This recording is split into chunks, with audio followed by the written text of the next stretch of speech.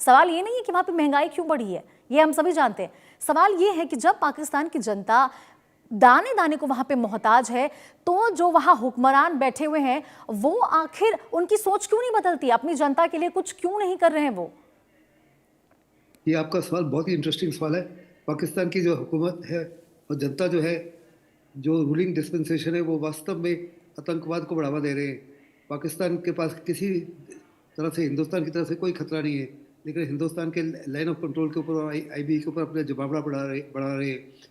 वहाँ पर आतंकवाद के वापस टेररिस्ट ट्रेनिंग कैंप्स बना रहे हैं, टेररिस्ट लॉन्च पैड बना रहे हैं, और तमाम पैसा खर्च कर रहे हैं ऐसी चीज़ों पर जिसका कोई आम जनता को कोई फ़ायदा नहीं है। अगर ग्लोबल हंगरी इंडेक्स में पाकिस्तान जो है 109th है आउट ऑफ 127 नेशंस। और पाकिस्तान जो है पिछले 15-20 साल से बहुत ज़बरदस्त डिपेंडेंट है वीट इम्पोर्ट्स के ऊपर, और वीट इम्पोर्ट्स के लिए उनके पास पैसा नहीं है। एब्सोल्यूट कंगाल पाकिस्तान है। मुझे याद आ रही है, एक बीबीसी ने पिक्चर बनाई थी इस्लामिक बॉम्ब, जिसपे जुल्फ़िकार भुट्टो कह रहे हैं कि हम तो कश्मीर को हथियाएंगे चाहे हमको 1000 साल लगे, और अगर हिंदुस्तान को न्यूक्लियर वेपन का खिलाफ करना पड़े तो वो भी करेंगे। तो बीबीसी का जो एंकर है वो कह रहे हैं कि पाकिस्तान को ये नहीं पता कि अगर हिंदुस्तान के खिलाफ उन्होंने इस माफी की कार्रवाई की तो पाकिस्तान के घास भी नहीं होगा खाने के लिए। आज वास्तव में पाकिस्तान की वही हालत हो रही है, क्योंकि हिंदुस्तान से ही पाकिस्तान की तरफ पानी जाता है। अपर विंड पैटर्न भी है, वो हिंदुस्तान की तरफ से पाकिस्तान की तरफ जाते हैं। जो पाकिस्तान जो है ना तो हवा सूंघ सकेगा ना पानी पी सकेगा।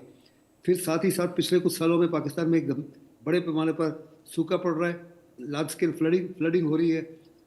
रशिया यूक्रेन वॉर की वजह से जो फूड का सबसे बड़ा एक्सपोर्टर था यूक्रेन, वो फूड नहीं बेच पा रहा, सप्लाई चेन डिस्ट्रप्शन के माध्यम से। और दूसरा जो है, वहाँ का जो अवाम है वो हर प्रकार से बेचारा गरीबी में धंसा हुआ है, क्योंकि वहाँ के जो हुक्मरान हैं वो तो वास्तव में टेररिज्म के खिलाफ ही कार्रवाई करना चाहते हैं और टेररिज्म को ही बढ़ावा देना चाहते हैं। सारा पैसा तो उधर ही लग रहा है, और सारा बाकी पैसा जो है वो खुद अपने पॉकेट्स में कर रहे हैं। उनके सबके बच्चे अमेरिका में पढ़ रहे हैं या यूरोप में पढ़ रहे हैं या कनाडा में पढ़ रहे हैं, जबकि उनके $1 जो है तकरीबन 225 रुपये के बराबर है। उनको जनता की परवाह नहीं है। ऐसे में वहाँ पे पॉलिटिकल इंस्टेबिलिटी है, इकोनॉमिक इंस्टेबिलिटी है, बेरोज़गारी बड़ी ज़बरदस्त है, कीमतें आसमान को छू रही हैं, और हर प्रोविंस में बगावत हो रही है पंजाब के खिलाफ।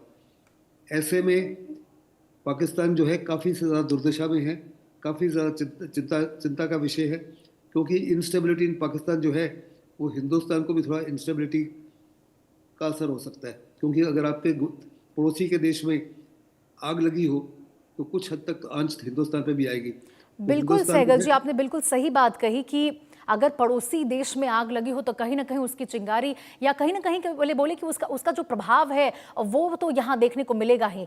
संजीव श्रीवास्तव जी, देखिए, कल भी स्थिति ऐसे ही थी, आज भी स्थिति वहां ऐसे ही है। कल भी दाने दाने को मोहताज थे लोग, आज भी वहां की आम जनता जो है वो लाइनों में खड़ी है। लेकिन जब वहां की जनता भूख से तरस रही है, बिलख रही है, तब भी यहां देखिए सवाल ये उठता है कि पाकिस्तान के जो हुक्मरान वहां बैठे हुए हैं, आतंकवाद उनकी यहाँ पे प्राथमिकता नजर आ रही है। अब भी वो आतंकवाद को पालते पोसते नजर आ रहे हैं, जरा भी उनको ख्याल नहीं है अपनी आम जनता का।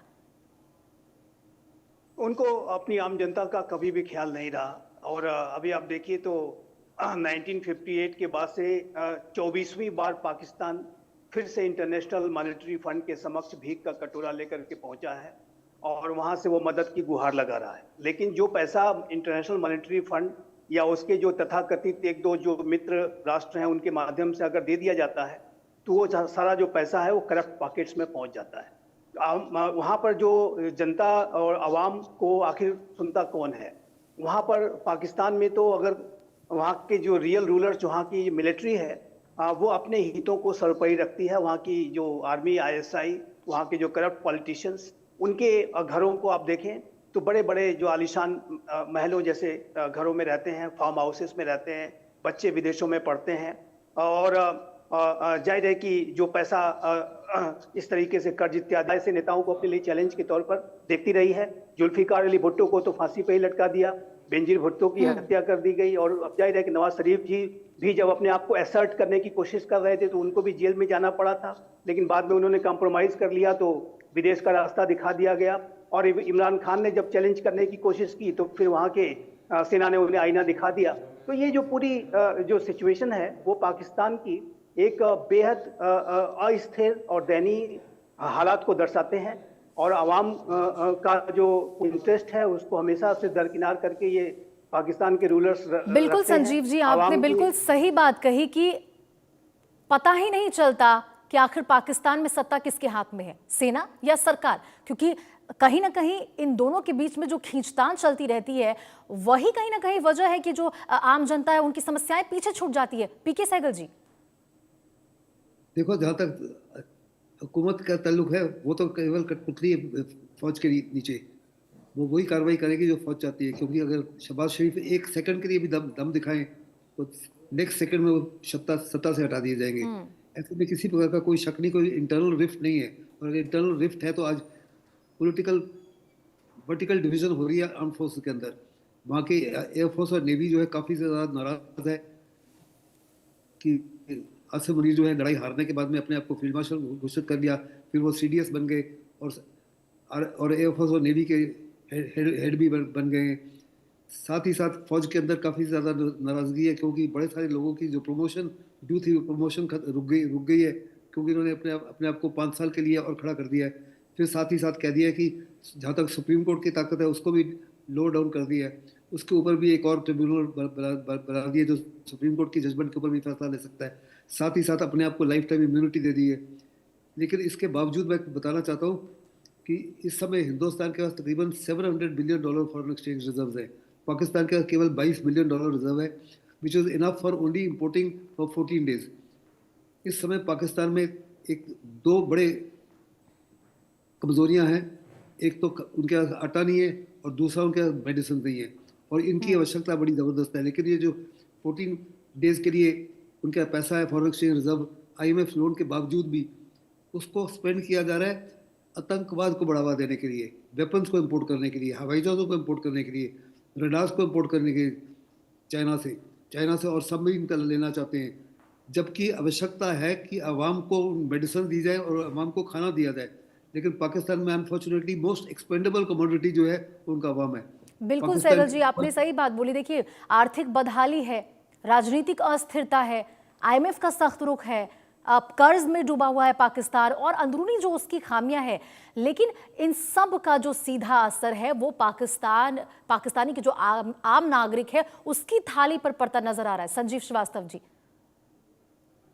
जी बिल्कुल, और देखिए पाकिस्तान ने जो आतंकवाद को अपने इंस्ट्रूमेंट ऑफ स्टेट पॉलिसी के तौर पर और आतंकियों को स्ट्रेटेजिक असेट के रूप में जो इस्तेमाल करने की उसकी जो नीति रही है वो भी उसके लिए बहुत बड़े संकट का कारण बन गई है। जाहिर है कि फॉरेन इन्वेस्टमेंट पाकिस्तान में आता नहीं है, क्योंकि वो एक आतंक परस्त मुल्क है, उसकी जो छवि है वो अंतर्राष्ट्रीय समुदाय में बहुत गिरी हुई है, निचले स्तर की है, और वहाँ पर असुरक्षित वातावरण है। और ये जो आतंकवादियों को भस्मासुरों की तरीके से इन्होंने जो पाल रखा था, जहरीले सांपों की तरह से पाल रखा था, ये आतंकी पाकिस्तान में ही बड़े हमले कर रहे हैं, और ये जो भस्मासुर है आज पाकिस्तान को ही जला रहे हैं। तहरीके तालिबान पाकिस्तान नामक जो संगठन है वो पाकिस्तान की सेना को सीधा सीधा हिट करता है, और उसका जो एक कोलैबोरेशन अलायंस BLA साथ भी हो गया है, और दोनों मिल करके पाकिस्तान की सेना को ही टारगेट करते हैं। अभी आप देखिए तो जो पाकिस्तान के जो मिलिट्री रूलर है मुल्ला मुनीर, वो आप बुलेट प्रूफ जैकेट पहन करके और बुलेट प्रूफ शील्ड लगा करके वो तकरीरें देते हैं, और उसमें भी वो नफरत भरी बातें ही करते हैं। हिंदू मुसलमान कैसे अलग अलग हैं, कैसे दो कौमें हैं, कभी एक नहीं हो सकते, इत्यादि इत्यादि जो हमने देखा था वो उनका लगातार जारी है। तो ये जो पाकिस्तान के जो मिलिट्री रूलर्स हैं और खासकर जो आसिम मुनीर हैं, जिस तरीके का उनका अप्रोच है, ऐसे में तो ये नहीं लगता कि वो कोई ऐसा कदम उठाने जा रहे हैं कि आवाम को थोड़ी राहत मिले।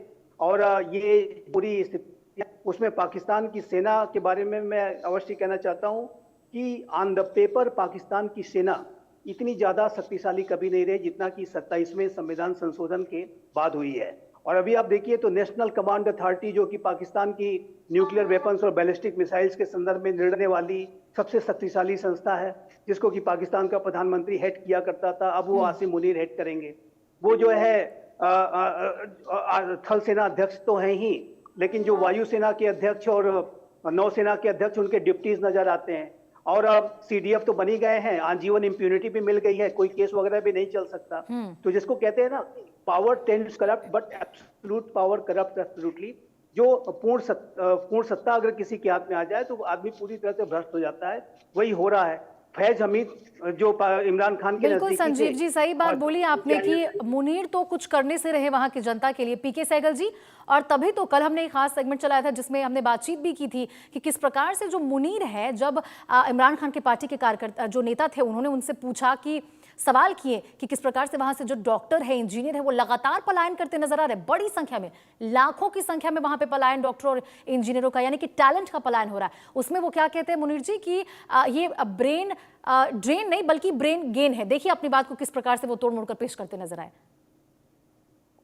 देखो, पाकिस्तान की हालत तो काफी ज्यादा खराब है, उसके बावजूद पाकिस्तान इज गिविंग करोड़ों रुपए की सहायता टू बांग्लादेश। वो कह रहा है बांग्लादेश को हर प्रकार की मिलिट्री सहायता देगा, हर प्रकार के उनको टैंक एमुनेशन दे रहा है, उनको ड्रोन दे रहा है, उनको आर्टिलरी एमुनेशन दे रहा है। जबकि ये सारा का सारा एमुनेशन जो है काफी से ज्यादा महंगा होता है। यानी दूसरे लफ्जों में, बजाय पैसा जो है खर्च करे अवाम के फायदे के लिए, अवाम is the most expendable commodity Pakistan में, उसकी तो कोई परवाह नहीं है, चिंता ही नहीं है वो। लेकिन हिंदुस्तान के खिलाफ कार्रवाई करने के लिए बांग्लादेश के माध्यम से नॉर्थ ईस्टर्न स्टेट्स को अलग करने की कोशिश कर रहा है, नॉर्थ ईस्टर्न स्टेट्स में इंस्टेबिलिटी करने की, जबकि उसकी हिम्मत ही नहीं है, उसमें दम ही नहीं है, उसका पैसा ही नहीं है। एक कंगाल पाकिस्तान हिंदुस्तान के खिलाफ क्या कार्रवाई करेगा? हिंदुस्तान जब चाहे उसको पाकिस्तान को बर्बाद कर सकता है, लेकिन हम किसी प्रकार से नहीं चाहते कि पाकिस्तान को बर्बाद करें। हम तो चाहते हैं कि हमारा नेबरहुड फर्स्ट पॉलिसी के मुताबिक हमारा जितने भी नेबर्स हैं वो सारे के सारे politically and diplomatically and economically stable रहे और स्ट्रॉन्ग रहे। एक स्ट्रॉन्ग नेबरहुड जो है वो हिंदुस्तान के हित में है, लेकिन ये अपने आप को खुद ही बर्बाद कर रहे हैं। उधर बांग्लादेश अपने आप को बर्बाद कर रहा है, इधर पाकिस्तान अपने आप को बर्बाद कर रहा है, और दोनों ही एक दूसरे की बर्बादी के अंदर एक किस्म से एक दूसरे की मदद कर रहे हैं।